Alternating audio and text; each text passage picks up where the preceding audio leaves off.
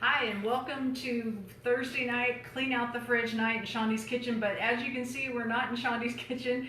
We're actually down in my garage, and I'm with my newest friend here, and that is my new freezer. And if you got the emails this week, I talked about Operation Freezer, and it was just so frustrating when I wanted to even buy things that were on sale and stock my freezer up. I just had everything was crammed in. Whenever I wanted to find something, it was super hard to find it. I had to unload half of the freezer.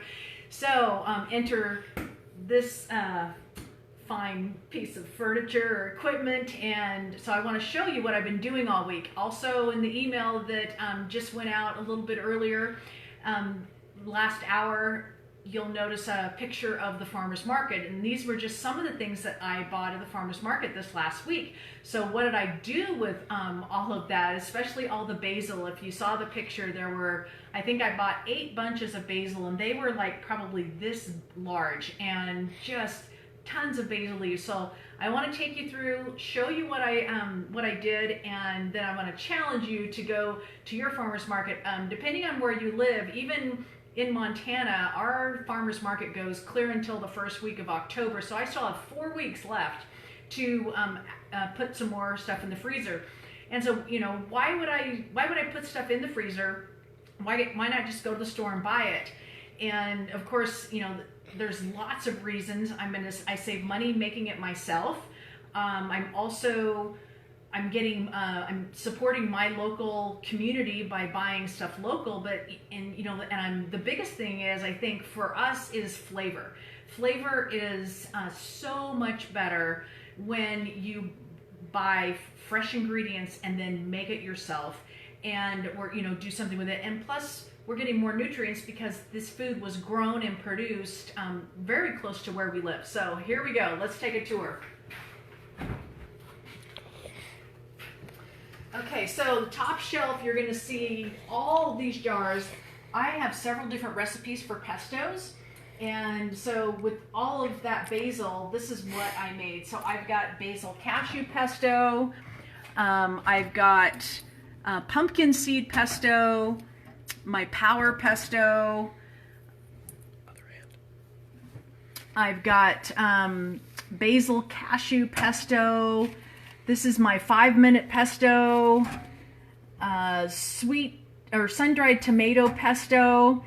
And so I have all of those ready to go. And what's cool about this is that means in January, when I want to add pesto to something, then I don't have to go pay high prices at the grocery store. In this bag is, there's a berry that's famous in Montana in the summertime, and it's called huckleberries.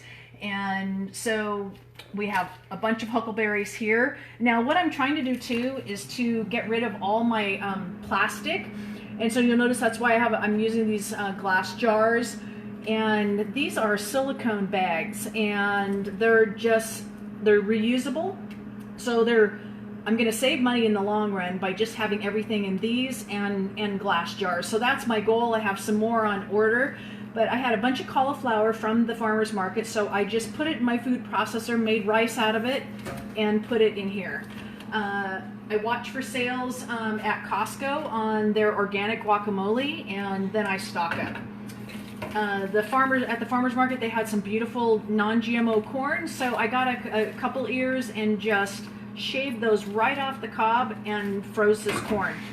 In here, you're going to find, these are some mushrooms. So you never want to freeze mushrooms raw. You always want to cook them. So I sauteed them up, put them in here. These are some Thai chili peppers. You just freeze whole. Of course, zucchini is bounding this time of year. I mean, it's in great abundance. And so I just put these in my grater and grated up a bunch of zucchini. You could also, I would imagine you could spiralize it as well. You want to take the moisture out, some of the moisture out before you freeze it.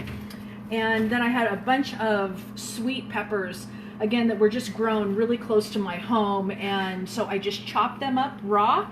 And again, I'm all about what's quick and easy. These are some bell peppers.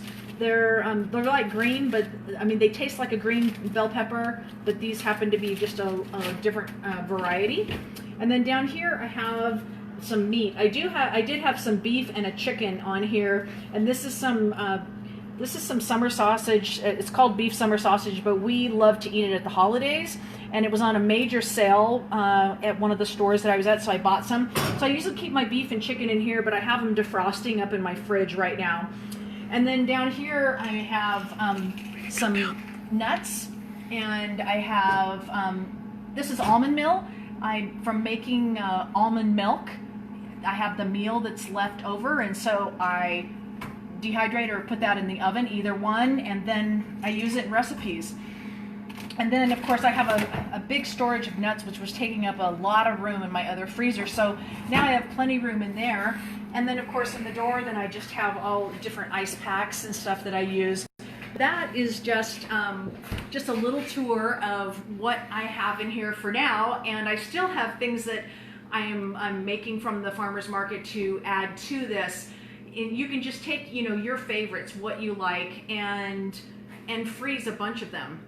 I love, anytime there's a flop on any dish, my rule of thumb is either miso, sun-dried tomatoes, or pesto will just liven it up. It'll save any dish. So I've got plenty of pesto to last me all the way through the fall and into the winter. And so I really hope that this will inspire you to just go to the farmer's market if you have access to one this weekend and buy something there that you love, and either dehydrate it, freeze it, or ferment it. I've got pickles going where at the farmer's market they sell the big giant bags of pickles, and so I've got pickles fermenting on my counter.